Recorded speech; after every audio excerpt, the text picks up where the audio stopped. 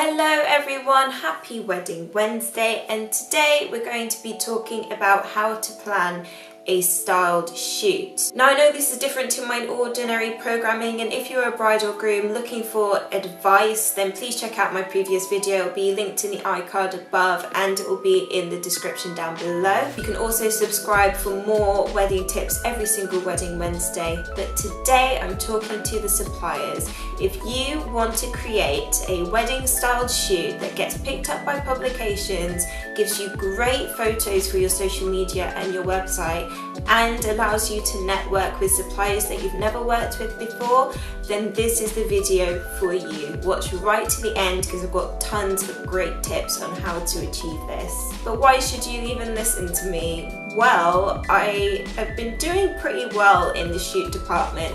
I haven't done many shoots in my time because I take a lot of time with my shoots and to come up with a great concept that will get picked up. But the shoots that I have done have been published in some major publications like Rock My Wedding, Perfect Wedding Magazine, You and Your Wedding Magazine, New Bride Blog, and this remains probably the #1 way that brides and grooms actually find me and inquire about me.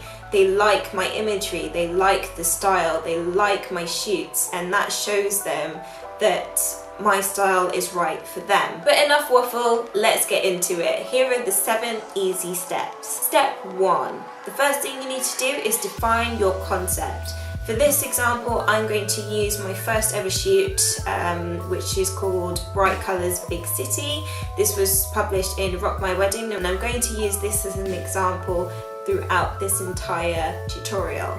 So, define your concept. For that one, I wanted it to be super colourful and about London. London needed to be a really central point of this shoot. The colour scheme I chose was a main colour of orange, a complementary colour of hot pink, a top note of pastel yellow, and an undertone of aubergine purple. These were super bright, juicy colours that no one was really doing at the time, and I wanted to show that this was my style. I wanted this to be my introduction to the wedding industry. This is me, super bright, super powerful, and all about the city. You need to be able to define your concept in 1 or 2 sentences, because when we move into your pitch email, it's really important that you need to be able to sell the concept. So take your time in trying to find inspiration. The best way to find inspiration for me is to look around me. So I love interior design, for example. I really like flicking through the pages of House Beautiful or In Style because it gives me new ideas for colour scheming. I also love patterns, so wherever I see a pattern, wherever, literally, whether it's in a Portuguese tile that I see walking down the street in rural Portugal, or if it's a pattern on someone's dress that I saw on the tube, whatever it is, it just gives me ideas of new colour combinations, new patterns, new things that we can bring to the table. Now you need a photographer. Finding a great photographer to work with is really key and really invaluable. You want to make sure that you've got a photographer who is excited about your concept. As a wedding supplier, you might have worked with other photographers before. You can ask one of them. But for styled shoots, I often ask people who I haven't worked with before, and this I'll explain a little bit later when we come to the supplier pitching bit. So bear that one in mind. Another thing you want to ask your photographer is whenabouts would be the best time to do this shoot. Low season is always best. So low season is between around October to maybe early April-ish. Ask them when they are available, if they are on board, when they are available, when would be the best month for them. The next step is to find your venue. Your venue is really important because often, even if the styling isn't particularly revolutionary, if the venue setting is new and fresh and something that people haven't really seen before and it really suits like an editorial kind of backing, then it can often be picked up by major blogs and magazines. It's just that unique enough that they'll want to publish it. There are some really key things that you need to say in your first pitch email to a venue and to any of your suppliers. This includes your photographer actually. You need to have an idea of when it would take place, a description of your concept, the links to your photographer, why this shoot would be the best for them, and a line about how you feel confident that this will be picked up by publications. Essentially, in your pitch email to your venue, you need to show them that it's worth their time. It's not about you, it is about them. How are they going to benefit by letting you use their space for your styled shoot? Why does it benefit them? Why shouldn't they charge you for the venue hire like they would charge anyone else? Why is it important for them to collaborate with you on this? I've never had to pay to use a venue.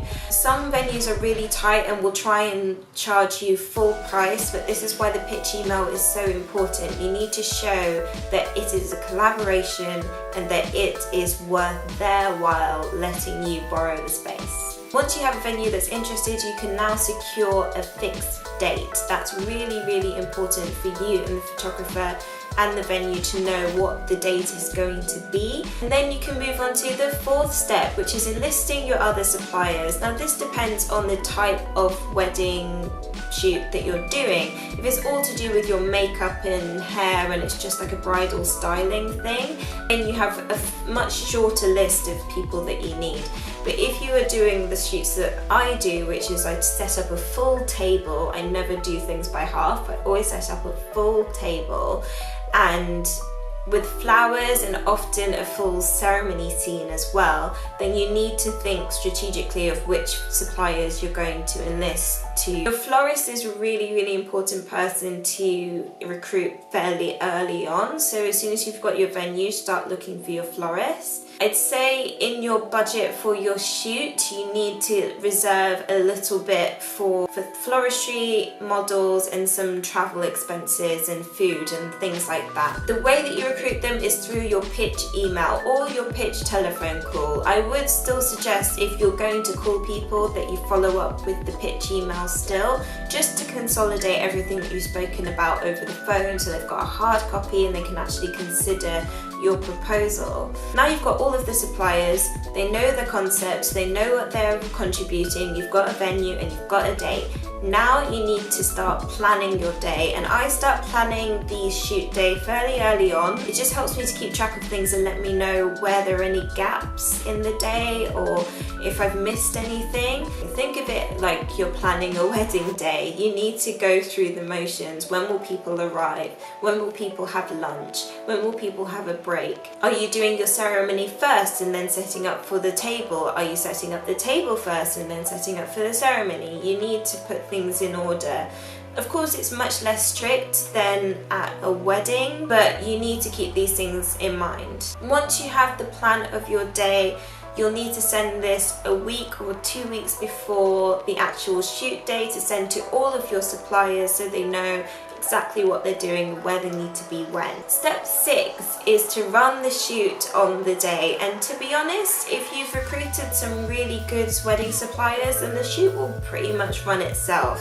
Depending on what your role is, if you're a planner and the stylist, then you need to put everything together on the day. You also need to guide people through the timeline of your day. So if say for example, furniture needs to be collected at 3 o'clock, then you need to have everything packed down before they get there. So you need to be in charge of the flow of the day. On the shoot day, you'll need to bring food or order food. You'll also need to bring some money for travel expenses and anything you've promised to any suppliers that will be there on the day.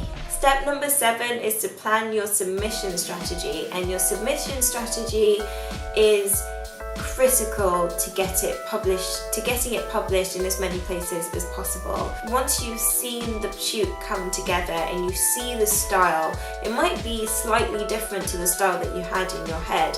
So where you want it published might change once you've seen the actual shoot. Publications, like suppliers and like venues and like photographers, like to know that this shoot matches their style. Don't submit a really classic and traditional traditional and white wedding to rock and roll bride. She's not going to take it. It's not her style. The shoot needs to match the tone of the blog or magazine that you're approaching. You also need to be really careful when it comes to exclusivity rights. A lot of publications will want to have published your shoot first. They want to be the one to deliver fresh content to their readers. So find out the submission process and the exclusivity on all of the blogs and publications that you would like to submit your shoot to. But for all the people who have stayed right to the end, well done you. I have 5 top tips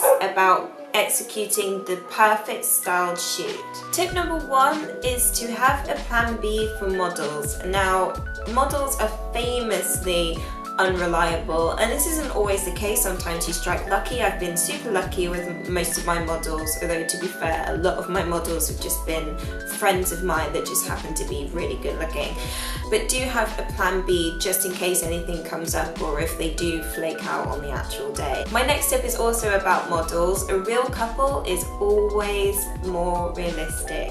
If you want a really modelly kind of high fashion concept, then definitely go to a professional model. And I prefer people to look really natural and smiley and like they're having fun.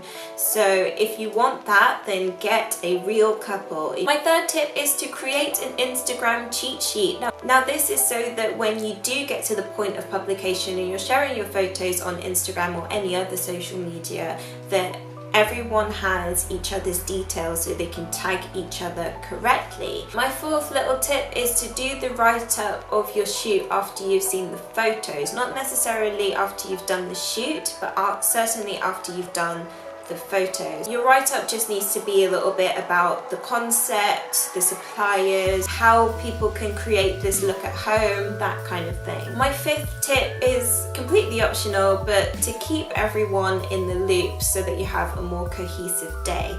And what I mean by this is maybe sharing information that may not be necessarily completely relevant to that supplier, but just to involve them a bit more. I like everyone to feel like they're really valued and that their contribution is a huge part of the main shoot, which it is. It really is. Every small detail, everything that everyone is putting in is invaluable, so make sure that they feel that way. And that's it. That's my little video on how to create the perfect wedding style shoot that will get you published. In the comments below, please do let me know what your favourite wedding publication is. I'd love to know, and I'll let you know in the comments below as well what my favourite wedding publication is and where I dream to be featured. But for now, I'm Olivia from Nulyweds, your millennial wedding planner, and if you like this video, please give it a like, and I hope you found this helpful. Bye bye.